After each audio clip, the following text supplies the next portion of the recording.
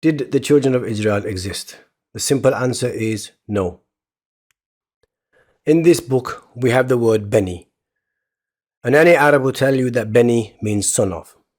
So we have Beni Israel, which translated into English means son of Israel, and not the children of Israel. Beni can also mean those that built. In other words, those that built Israel, or rather, the builders of Israel, or God's builders of Israel.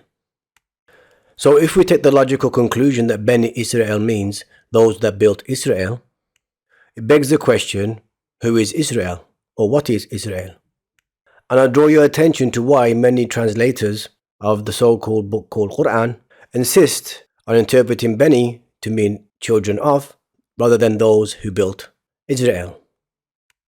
If they did follow the logic that it is those that built Israel, we can only conclude that Israel is not a man, unless they built a robot and called it Israel.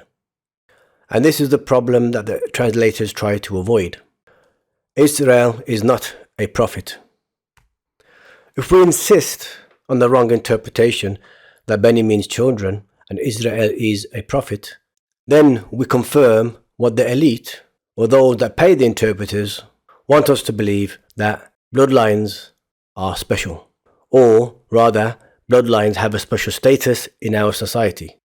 You must conclude that anybody that believes that children of Israel exists, they must therefore believe that bloodlines have a certain status, a higher status than themselves, and thus hand over their power to them and become subservient to another man. So what is Israel? In my previous videos, I concluded is Ra as in the sun god, El, the high. However, through more research, I do not believe that to be the case at all anymore. The Is and Ra represents the opposites. Thus, Isis, Ra equals El. The opposites, for example, feminine, masculine, left and right, woman and man, left brain and right brain equals enlightenment, Is, Ra, El. However, I do not believe that there needs to be a balance between Is and Ra to reach the enlightenment. I believe understanding the capabilities of the opposites brings you to enlightenment, not balance. Balance, in opposition to what all the gurus and priests and imams and rabbis or spiritual leaders tell you, balance in nature does not exist. Coming back to the builders, or those that built Israel. These are a group of people that built God's heaven on earth. They are the builders of a just society, of just institutions that promote freedom, human rights, laws, equality in commerce, and so forth. They are the guardians of man. Let's follow what the Quran in Arabic says about Bani Israel. If we go to authoritative document number 2, commonly misinterpreted as chapter, inspiration number 40, again commonly misunderstood as verse 40.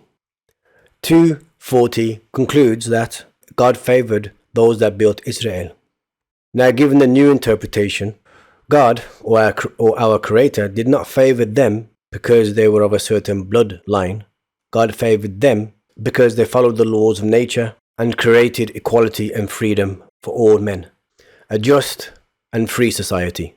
As a result of this, the guardian of man flourished, and that was a favor that was given to them in return. By following the laws of nature, freedom and equality, they were provided with wealth, protection, and wisdom, and so forth. And if we continue to inspiration 41 and 42, it concludes that they should acknowledge the truth, thus the favor given to them, and to not conceal the truth. Inspiration 43 asks them to re-establish that which they were told to follow, that being the laws of nature. Inspiration 44 basically concludes that they have become hypocrites, asking the masses to be good citizens when they themselves are not, to abide by the law when they themselves do not, asking citizens to play fair when they themselves do not. Inspiration number 47 repeats the favor that our Creator bestowed upon the builders of Israel at the time. Again, why? Because they followed the laws of nature, God's laws. which thus automatically provides you wealth, respect, and protection. And because of that, would have become very powerful indeed. Inspiration number 49 reminds the builders of Israel of their fate under Qu'ran, a leader, when they were once low and humble and persecuted. They were then set free, grew strong, but have now forgotten their past, their humble past, when they were victims, and now they have become the persecutors. To inspiration number 102, we see the mention of Babylon. And what is Babylon? It's an idea which represents the opposite of what the initial builders of Israel represented. They do not represent freedom but enslavement for man. They do not represent equality but discrimination against the masses. They do not represent real education but mass hypnosis. And they do not represent natural healing but rather counterproductive medicines. They corrupted themselves and chose Lucifer. These new secret societies, or Zionists, now have a grip over the world. What authority document or chapter 2 from verse 40 or inspiration 40 to inspiration 102 shows is a predictive cycle, and any group can become the builders of a fair and just society. I'll see you in my next video.